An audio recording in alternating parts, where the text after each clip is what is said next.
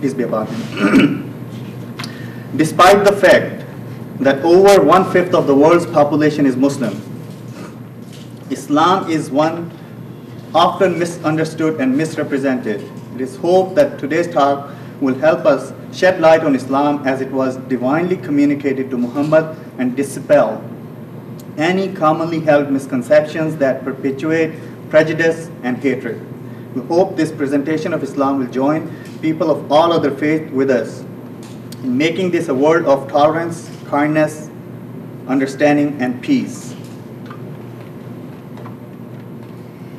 At the end of the presentation, we will allow a question and answer session only to the scope of my presentation. If someone has any question beyond what I will cover today, we can defer them to another meeting on a particular subject. So, what is Islam? Islam is a complete way of life, implying a total submission to one God. One who surrenders his or her will to God voluntarily is called a Muslim. It was not Muhammad but Adam who first brought Islam to humanity. Then each prophet and messenger came to exhort the people to a clear understanding of God's commandments. They offered teachings relevant to that time until God chose the final prophet, Muhammad, peace be upon him, to come with the last testament, referred to as the Quran. No one shares in his dominion. None can resist his decree. He is the one who created each of us from a single cell and made us into what we are. He is the one who created over 100 billions and billions of galaxies and every electron, neutron, and quark contained within them, keeping all that exists and all the laws of nature in perfect measure. Not a leaf falls from a tree without his permission. Only God, the appreciative, is to be worshipped. This was proclaimed by all the prophets and messengers of Islam who were sent by God throughout the ages, and is the one belief of Islam. God tells us that the purpose of the direct them towards the worship of the Creator alone. This is where Islam differs from other religions. Although most religions teach that there is a Creator who created all that exists, they are rarely free of some form of polytheism. Most people have a tendency to focus their devotion on something they can visualize, something imaginable, even though they have an instinctive knowledge that the Creator of the universe is far greater than their imagination.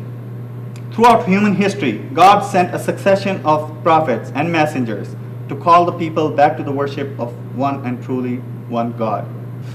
It would not benefit God in the least. It would not add any atom's weight to his majestic dominion. Conversely, if all creation abandoned the worship of God, it would not decrease his dominion in the least. The uniqueness and oneness of God in his names and attributes indicate that God does not share the attributes of created beings, nor do they share in any of his. God is unique in every way. I'm asking all my guests, as this program is about Muslims in America, what do you guys see as the future for Islam in America? MashaAllah, it's very, to me it looks like more people want to know about it.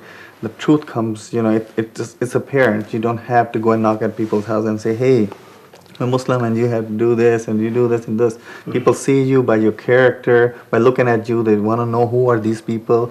They want to, research, and then they go back and they say, SubhanAllah, a lot of people. Mm-hmm. They ask many questions. Actually, on Wednesday, we're going to go to the church. One church invited us. They want to know about Islam. Mm-hmm. So inshallah, we'll be there on Wednesday at 5 o'clock. Mm-hmm.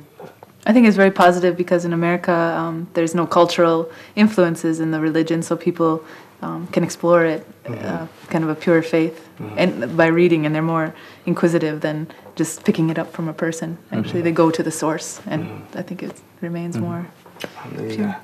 Imran and Sister Eva, thank you very much for your time, and thank you for inviting us to your home. And I hope, inshallah, that the Muslims here in Anchorage, Alaska, will get enough donations to build the first masjid here in Alaska. Assalamu alaikum. Wa alaikum assalam wa rahmatullahi wa barakatuh. Assalamu alaikum, and welcome back to the program Muslims in America. Today our travels brings us to Hartford, Connecticut, to the Hartford Seminary, and they have an Islamic Studies program and chaplaincy preparing Muslims to be Muslim chaplains. And today I'm joined with one of the chaplain candidates, Shuaib Sultan. Assalamu alaikum. Wa alaikum salam. And thank you for spending some time with us. Thank you. I'd just like to talk a bit about yourself before we start and talk about the work you're doing here. You're a second generation Muslim American. Yes. So I just want you to talk a bit about what it was like to grow up Muslim here in America. Mm-hmm. Well, I was born in North Carolina, but when I was just a small baby, we moved to Indianapolis, Indiana. And so I grew up in the Midwest.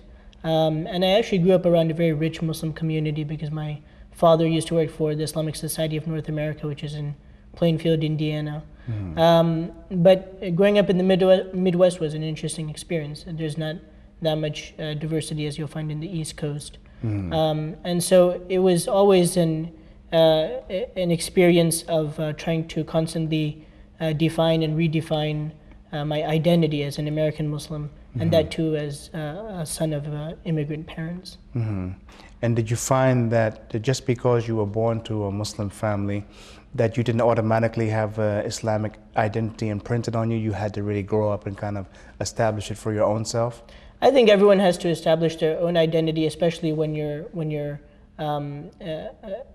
the first generation in a different country. Mm-hmm. And there's no precedence that's been set for you. Mm-hmm. So you have to go out and be creative and learn for yourself what that means, you know, mm-hmm. And how to mix and mash both your American identity and your Islamic identity.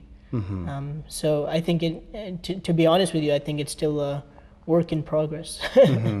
Now, you grew up with other young Muslims growing up in America. Mm-hmm. Did you feel that there was a real struggle to really to hang on to the Islamic identity? Because I see the Muslim youth, just like the youth of this country, they take the identity of the rap culture, of a basketball. Did you find that it was a struggle really to retain the Islamic identity as a young person? Well, I was lucky in that I was part of a very rich community, mm-hmm. a very rich Muslim community, a community